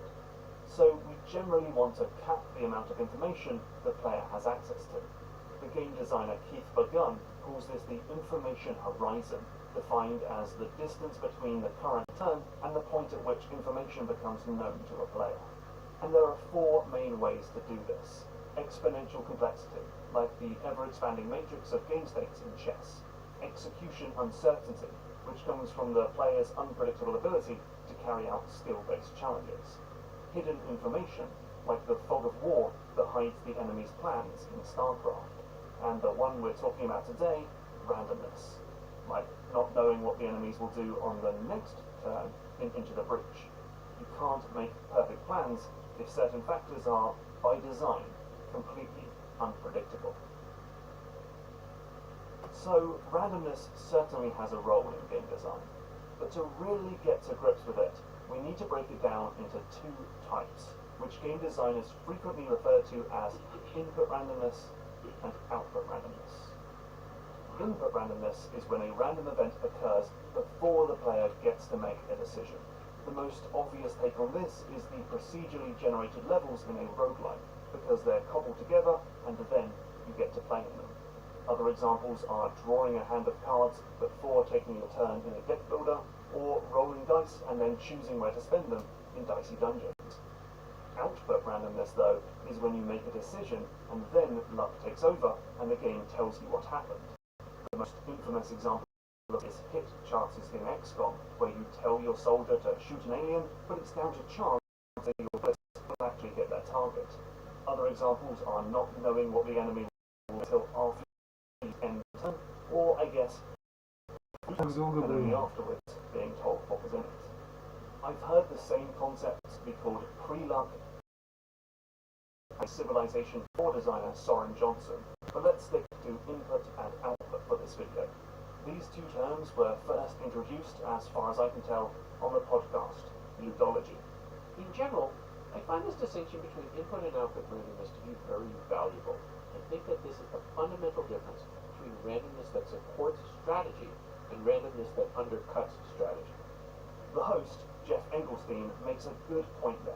Output randomness is certainly more responsible for anger and resentment than input randomness. Output can take away control and break your plans, not out of strategic incompetence, but sheer bad luck. And most of the random stuff we like the least in games can be labelled as output randomness, such as random encounters and loot boxes. So certain developers are becoming privy to this. After FTL, which was stuffed to bursting with swingy output randomness, subset made Into the Breach, which almost exclusively features input randomness, leading to a much fairer and more strategic game. And while early builds of Slay the Spire hid what the enemies were planning to do until after you finished your turn, the devs found the game was way more fun when they switched things around so the random choice happened at the start of your turn, allowing you to strategize around your foes. Output became input. But I don't think it's just a case of input randomness equals good, output randomness equals bad. They're both tools that must be used wisely, and poorly designed input randomness can wreck a game, just like carefully tuned output randomness can sometimes improve it. With input randomness, these unpredictable starting conditions can sometimes massively dictate the likelihood of success. So in Spelunky, these crates have random items in them. You're much more likely to get something mediocre like bombs or ropes than something amazing like a shotgun or jetpack. But if you are so lucky as to get one of these items at the start of the game, you're going to have a much easier time of things. This can make it hard to tell if your success was down to skill or just good luck, and it can also make runs where you don't get the goodies feel slightly pointless. Some speedrunners will just restart the game over and over again until luck is in their favour and they get good items in an early crate or shop. To be fair, this does lend Spelunky an interestingly spiky texture, but designers have found some clever new ways to present random starting conditions. In Slay the Spire, the devs didn't want you to just hit restart until you got some really powerful cards or a relic at the beginning of your run. So, they introduced a system where you start the game with additional bonuses, but only if you made it to the first boss on your previous go. This encourages players to at least try to play with the stuff they're given, and who knows, maybe they'll still find a strategy that can see them be victorious. Another way is to control the randomness in some fashion to reduce the chaos that it can bring. When setting up the tabletop game Pandemic, you start by removing all of the epidemic cards from the play deck. These cards are terrifying, game-changing events that can completely demolish your team. You then split the remaining cards into 4 piles and shuffle 1 epidemic card into each. Finally, you stack the 4 piles together to create a finished deck. It's a bit of a faff, but it's a clever way of ensuring that you always have a pretty fair game where epidemic events happen evenly throughout the adventure. It's impossible to have, say, 3 epidemics at the very start, or no epidemics until long after you've cured all the diseases. But there's still a chance of getting 2 epidemics in a row, or having an epidemic on the very first turn, though neither of these would break the game, and the odds are slim enough for those to be exciting, surprising, one-off events. I've never said the word epidemic so many times. And actually, lots of games put limits on their randomness. Diablo 3 has a smart loot system, where you're more likely to find items that match the character class you're playing, to reduce the likelihood of finding pointless hats and swords. And in modern versions of Tetris, the game doesn't just pick a block at random for every drop. Instead, the game generates a random sequence of all 7 blocks and then delivers them in that order before making a new sequence. This ensures that you'll always get a diverse selection of blocks, and there's an absolute maximum of 12 garbage blocks between 2 gorgeous eye blocks, sometimes called line pieces or column blocks worth. And for what it's worth, while Spelunky typically has a low chance of randomly giving you one of these icky dark levels, the game won't spawn one if you finished the previous stage in under 20 seconds, just to be merciful to speedrunners. Another thing to consider is how often are new input randomness events occurring. If these occur at the start of every single turn, it can have the effect of drawing the information horizon in claustrophobically close and stopping you from making plans that last any time at all. Designers should ideally consider their game's information flow, a term invented by Ethan Hoekner in the article Plan Destruction. He points to XCOM, where we can make strategic plans about how we want to approach each mission, and for a good few turns, our plan will be pretty viable. Not perfect, thanks to all the randomness, but close enough. But every now and again, you'll stumble onto a new pod of enemies, or a fresh batch of foes will descend onto the battlefield. This unexpected spike in new information disrupts your plan and forces you to stop, regroup, and rethink. He says a good pattern to follow is the spiky information flow, in which high-impact information is collected into discrete spikes that happen at regular intervals, with a slow, regular flow of information between the spikes. As for output randomness, you might wonder why developers would want to use it at all. Well, for starters, this sort of randomness can be a good way of simulating mistakes and inaccuracies in a game with an abstract combat system, which is games where you tell characters to perform an action rather than doing the action yourself. If your units never missed, then that wouldn't be particularly realistic. Also, output randomness forces players to think about risk management and to create contingency plans if things go wrong, which I think are totally valid skills to test. There's this idea that output randomness essentially becomes input randomness for the next turn, because you'll be dealing with the consequences of whatever just happened.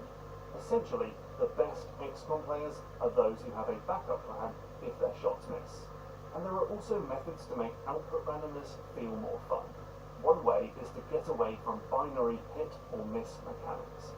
In Phoenix Point, which comes from original XCOM designer Julian Gollop, each bullet fired is simulated through a ballistic system, so you might find that some of your bullets hit and some of them miss, which is way less annoying than XCOM's punitive complete miss. It can also be important to show the player the odds, because this allows them to make way more informed decisions about which risks they're willing to take, or how their actions, like moving closer to the enemy, can impact their chances of success. Unfortunately though, humans are just really bad at understanding odds. That's thanks to countless cognitive biases in our pattern-seeking brains that make it really hard to deal with random numbers. In fact, game developers frequently lie about the actual chances of things happening, so the probability in games better matches the broken probability in our heads. The numbers in most Fire Emblem games are subtly massaged in the player's favour, so, for example, a 90% chance to hit is actually more like a 99% chance. If you lose two 33% chance battles in Civilization, the third will always succeed because that's how we think numbers work. And there's allegedly a pity timer in Hearthstone to ensure you'll always get a legendary card after a certain number of empty packs. If number manipulation isn't your thing, one of the best ways to get around this is to ditch those cold, unknowable computer calculations in favour of recognizable, real-world mechanisms like the six-sided die. Zach Gage, creator of the dice-filled space survival game Farsis, says, "We understand things that we can hold in our hand. When things get abstract, especially with math, it becomes very difficult. Human beings just have this innate understanding of stuff that we can touch and hold and turn and look at. The dice in Farsis are an analogue for something everyone is familiar with." Farsis and the similarly tabletop-inspired Armello even include physics systems to drive their digital dice in an effort to make them seem even more realistic. Other games use cards, another familiar, real-world favourite. Cards are interesting because where dice feature independent probability, i.e. each throw of the die has zero impact on the next one, cards can have dependent probability, i.e. by drawing a card and removing it from the deck, you've now changed the makeup of the deck and impacted the probability of the next draw. It's the latter that makes it possible to rack up ridiculously fun synergies in Slay the Spire.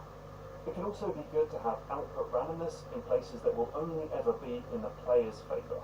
The only real example of output randomness in Into the Breach is the game's building defence system, where there's a very small chance that the enemy's attack will actually miss and save you from surefire defeat. It's so small that you never actually count on it to save you, but boy does it feel good when it lands.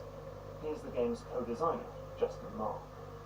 We found that if there's randomness where you're expecting something bad and then you get something good, no one ever complains. So that's the only type of randomness, output randomness that we recommend. So randomness can be an incredibly important part of games. It's used for variety, balance, rewards, the information horizon, and probably more things I've forgotten about. But because it can impact everything from fairness to player psychology, it's something that designers must use with great care and attention. Understanding the difference between input and output randomness is perhaps the most important thing to learn, but it's also crucial to realise that neither of these is a silver bullet or a dastardly trap. Both can endanger or improve a game's design depending on how they are used. But when used correctly, randomness can do amazing things. It can create surprises and unique situations. It can force the constant re-evaluation of strategies, and it can turn players into risk-calculating tacticians. Thanks so much for watching. I've put some links in the description to some resources if you want to learn more about the technical side of random number generation, and also to head off the comments about how computers can't do true randomness. I also want to give a huge thank you to my patrons, especially those who helped contribute towards this video in my new GMTK workshop. It's a thing for $5 backers, where they get to see early versions of certain new videos and provide feedback or suggestions. Their help was invaluable on this episode.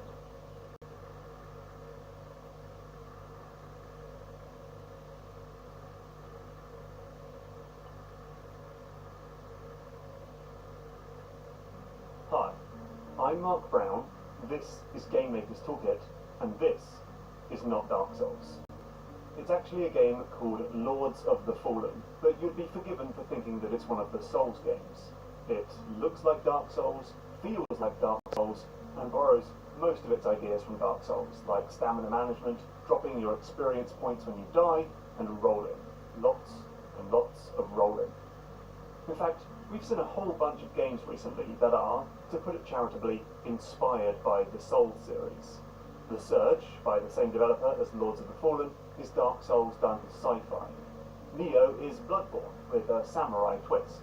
Salt and Sanctuary is a Souls game in 2D, and so is the upcoming Death's Gambit.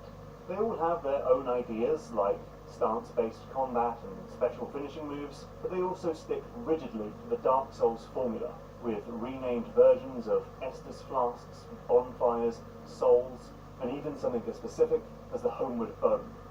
Some might call these games clones. Others, including Patrick Klepek over at Waypoint, have argued that these games should be part of an entirely new genre.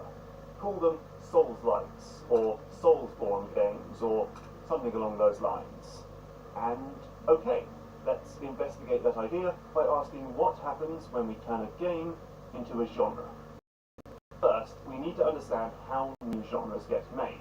So, check it. Here's a super quick 4-step guide to making a new genre. Step 1. Someone makes a game that is both innovative and wildly successful. Step 2. It gets cloned. We give these games a nickname. They copy pretty much everything about that successful game, just with a different theme and some minor tweaks. I'm Duke Nukem. Step 3. The clones keep coming and changes to the formula, adding new stuff and tossing out most of the features from the original game. By this point, the clones don't really feel like clones at all. Step 4. With just a couple immutable factors linking all of these games, we realize that it's not just a bunch of clones, but an entire genre. So we change the name. So I wonder what would happen then if a genre never went past step 2. Like if games kept closely following one specific game, and we were still naming the genre after that landmark game years and years later. What would that be like? Oh, yeah, it's easy to forget that roguelikes are called roguelikes because the games are literally like Rogue, which was a randomly generated dungeon crawler from 1980. That game was super popular, and like Doom, led to a bunch of similar games, such as NetHack, Moira, and Angband, which all made small tweaks and additions. Similar games are literally... Yeah, it's easy to forget that roguelikes are called roguelikes because the games are literally like Rogue, which was a randomly generated dungeon crawler from 1980. That game was super popular, and like Doom, led to a bunch of similar games, such as NetHack, Moira, and Angband, which all made small tweaks and additions to the formula. But for the longest time, roguelikes never really went beyond that. In fact, in 2008, a bunch of developers got together to define the Berlin interpretation of roguelikes, and listed a whopping 14 high and low value factors that could be used to define a roguelike. It lists everything from permadeath and turn-based gameplay to ASCII graphics, complexity, and numbers.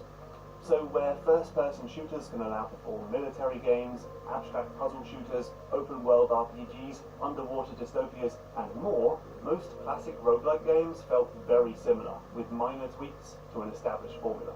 More like sequels than entirely new games. Thankfully, roguelikes got a whole lot more interesting when developers stopped caring about ticking those boxes and started mashing up Rogue's best ideas with other types of game. One of the first was Spelunky, and in his book about the game, creator Derek Yu says he liked playing games like NetHack for the variety that how meaningful death is in them, and so picked those elements, but not the turn-based gameplay, grids, or ASCII art. Instead, he took those systems and paired them with another the platform. Rogue's random levels solved Yu's platformer bugbear of needing to memorize level layouts, and expressive platformer gameplay helped bring Rogue's ideas to an entirely new audience. Reducing roguelikes from a whole bunch of factors to just permadeath and procedural generation has given the genre an entirely new lease on life, and opened it up to a new generation of both players and developers. These games don't exactly play like Rogue, but I think they capture the same feelings of surprise and peril. And you see, when we reduce a game down to its constituent elements, devs can copy them and end up with pretty much the same game as the original developer. But if we consider why those features were designed the way they were, and what sort of experience they led to, devs can find different ways to give players that same feeling. Go look at the many games of Zelda, for example. There's no Zelda-like genre, and I think because there's no easy template to follow, each game ends up very different. Every developer gets to make their own interpretation of what makes a Zelda game special, and use that to influence their own creations. These games all work very differently, but they capture the spirit of the Zelda series, or at least how that developer sees the Zelda series. Anyway, die-hard fans of classic roguelikes haven't been too happy about their genre being expanded to incorporate platformers and shooters, and they have some creative names for these new games. And I have some sympathy for them. As players, we use genres to find new games that are similar to the ones we love, and if you like playing roguelikes for their turn-based, grid-based gameplay, you won't be too impressed by the twitchy arcade thrills of Downwell. If you ask me, the best way to handle it is to just put roguelike on the front of other genres. Easy. But then again, maybe naming a genre after a specific game is not the best idea in the world, because it can effectively canonize that game as some holy text to be forever referred to. In his Medium post, Picture in a Frame, which is partly about this type of genre, Amar Al-Azhar says, often the quality of a game in the genre is judged by its adherence to or ability to emulate aspects of the entries considered to be the series landmarks. Metroidvania, which was once a catty nickname for Castlevania games that played like Metroid, but is now an entire genre of games that play like Metroid, has effectively mythologized Super Metroid as the perfect exploratory game. And so, while the genre should be about any game that has you exploring an interconnected world, most developers just copy Nintendo's approach and use very similar locks, abilities, progression, secrets, and world design. Thankfully, some games do take a different approach, like Tokitori 2, which has a similar world structure to Metroid, but has no items, abilities, or even combat. Instead, it's a puzzle game, and you open new areas by gathering knowledge of the game's mechanics, not through upgrades. But it's telling that Two Tribes said it didn't set out to make a Metroidvania. It just stumbled into it when it made a world with alternative paths, a world map that marks where you've been, and a story that encourages backtracking and revisiting of previous areas. Holding up one game as the blueprint can also push aside other games that are doing similar work. Before Metroidvania became a thing, there were other games with interconnected worlds that could equally serve as inspiration. And I think a similar thing has happened with immersive sims, because while it's not name-checked in the name of the genre, it feels like Deus Ex has become the de facto formula. And so we end up with a bunch of first-person shooters where you have magic or bionic powers and can play as a stealthy ninja or a mass murderer. Up to you. Lethal it is. But remember, they do have hostages. But this pushes aside games like Thief. For that game, the Looking Glass design philosophy, which would one day be rebranded as Immersive Sim, was about embodying a character in a realistic world and being able to tackle problems in ways that made sense for that character. Garrett is a thief, and so solves problems largely through stealth and burglary, while direct attacks are discouraged. Oh, and he doesn't have superpowers either. Thief is worthy of study and influence, but the genre almost treats it like a failed experiment on the path to the perfect immersive sim. The same thing often happens to Demon Souls, which gets routinely ignored as just some flawed prototype that led to Dark Souls 1. I've never played it, but watch this video by Matthew Matosis to hear more about what demons can teach us. The other effect of this mythologizing is that the genres don't easily allow for games that go beyond these landmark titles. In the early days of the Looking Glass design philosophy, we saw it evolve and mutate, but once it became codified as more of a named genre with a set of expected mechanics, in some ways it feels like the evolution of the idea has stalled.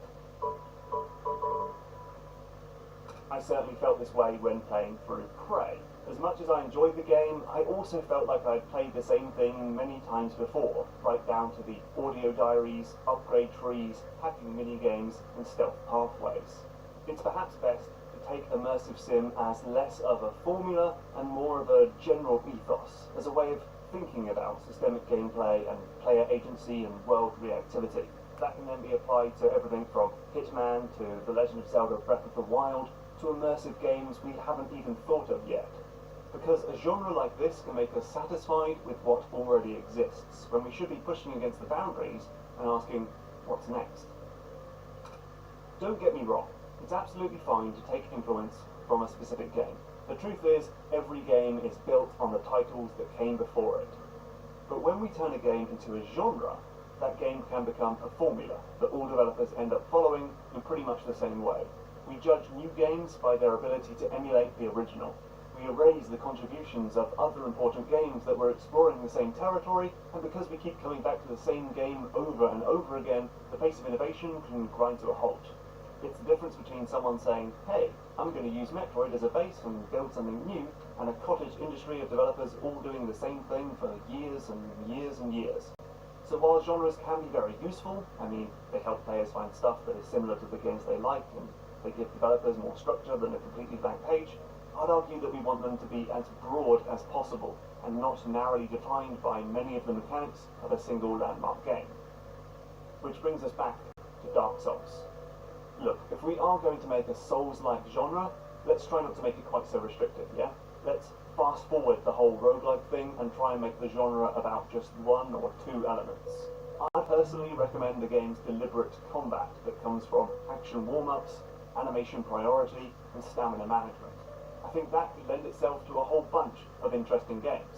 We've already seen it in Grasshopper's Let It Die, which is a free-to-play game with a roguelike structure, and Dead Cells, which is a roguevania.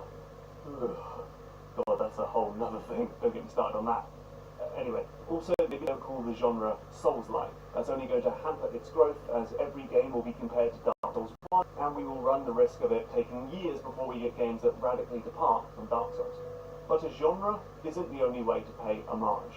If you love Dark Souls and want to take influence from the game, there are perhaps better ways to do it than just reducing the game down to an ingredients list and then copying that. Instead, find new ways to capture the spirit of Dark Souls, and like with Zelda, the spirit will mean different things to different people, leading to a wider variety of games than if we define a specific formula. Some might admire the punishing nature of the Souls games, or that feeling of surprise and relief when you open up a shortcut, or the joy of untangling a complex backstory told through item descriptions and statues. For me, the soul of Dark Souls was that it was unknowable and obtuse. People talk in riddles, mysterious voices help you spot ambushes, and traps lay behind every corner. Ironically, none of the Souls-like games can capture that feeling because, at this point, they're completely familiar. But games like Hyperlight Drifter can. So I guess my point is, take influence and inspiration from your favourite games, but be wary about turning those games into genres. That can stifle innovation and stop developers from coming up with the next game that's as important and influential as Dark Souls. Hey, thanks for watching. GMTK is made possible thanks to the generous backing of my patrons. The names on screen are my top tier supporters. Because I hit 2,000 backers, everyone now pays per month instead of per video, which effectively halves your contribution. Backers get access to a Discord, a book club style game club, early access to videos, developer Q&A sessions, and more. Doing this video has given me so much more to talk about than could ever fit into a single episode. I mean, we can find examples of genres leading to very similar experiences outside of these hyper-specific ones. There are genres that are more about capturing a feeling than copying a bunch of mechanics. And so, there'll be plenty more on this subject down the line. I seem to stop promising future topics at the end of videos and then never making them. I'm a bad person, I'm sorry.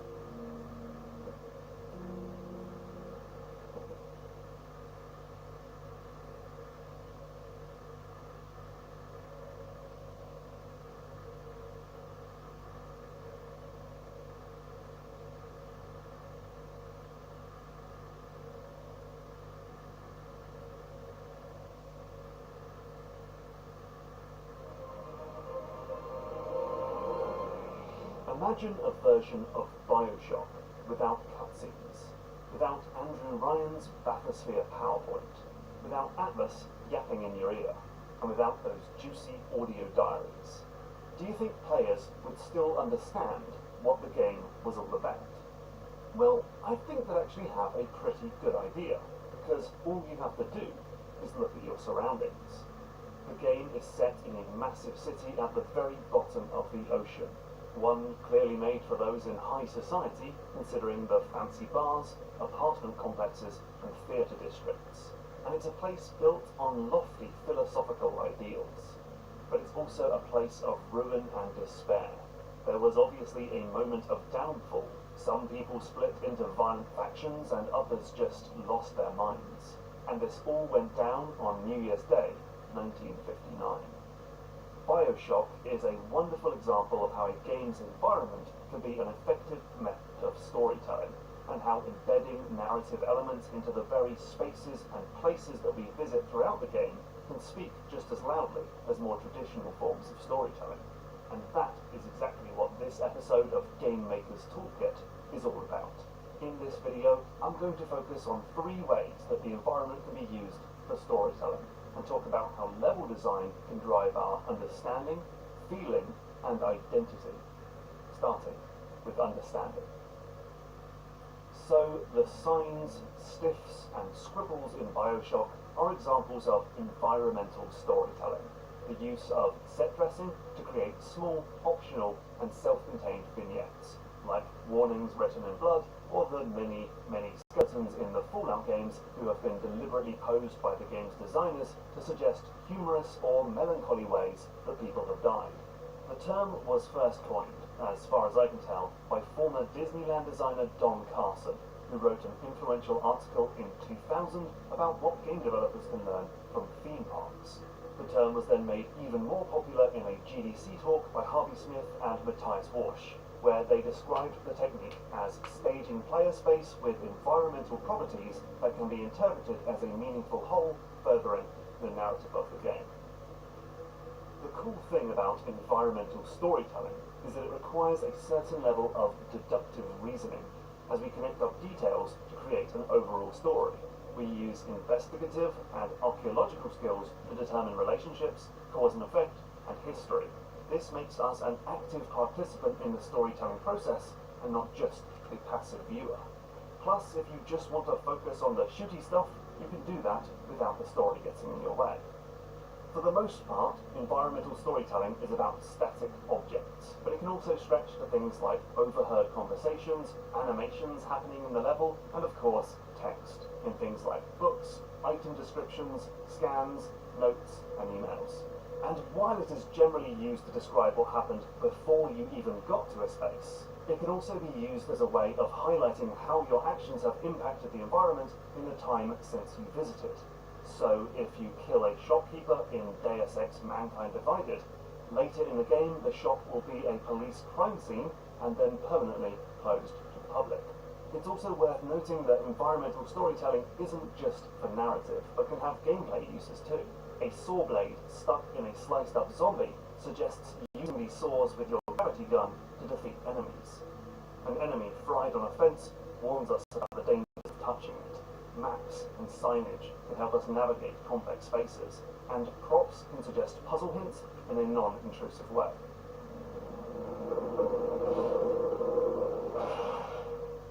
But here's the thing, environmental storytelling, if we're using the term specifically to mean those micro-narrative vignettes, is just one part of a much larger structure of using the environment to suggest narrative. It's the high-level stuff. Below that then is the individual places in a game. You know, a farmer's market, a bar, a medical pavilion, and a theatre district. And beyond that, the individual rooms in those zones. That's the medium level, which might be most accurately called, well, level design. And this can also be used for narrative because things like architecture, layout, materials, and scale can tell us a lot about the people who use those spaces. For example, in Dishonored 2's dust designers at Arcane use verticality to show how the working class are literally underneath the people in power. And the sheer opulence of Talos 1 in Prey tells us a very different story about its use compared to the more utilitarian Sevastopol in Alien Isolation. Украинский. Короче, спать.